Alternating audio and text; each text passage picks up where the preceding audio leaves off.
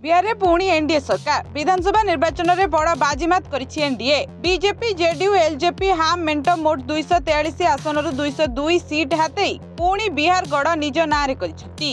एथिरे सबुठु बड़ दल भाबे उभा होइछि बीजेपी। 101 आसन रे लड़ी बीजेपी एकाकी 89 आसन रे बाजीमात करिछि। समान संख्यक आसन रे लड़ी जेडीयू पाइछि 85 आसन। आउ चिराग पासवान को एलजेपी 29 आसन रे लड़ी पाइछि 19। सेपरी जीतन राम मांझी हाम 6 आसन रे प्रार्थी देथिबा बेले 5 आसन हातेछि। अन्यपटे महागठबंधन शोचनीय पराजय वरण करिछि। फेल मारिछि आरजेडी नेता तेजस्वी यादव को सबु स्ट्राटेजी।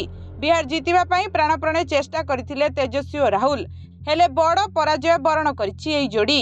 बिहार रे आरजेडी सर्वाधिक 143 सीट रे लड़ी मात्र 25 सीट रे विजय लाभ करथिबा बेले कांग्रेस 61 सीट रे लड़ी मात्र 6 आसन रे जीतिबाकू सक्षम होइछि। मोट 243 आसन एनडीए मेंट 200 रु अधिक आसन कब्जा करथिबा बेले महागठबंधनर आसन संख्या 35 को ह्रास पाइछि।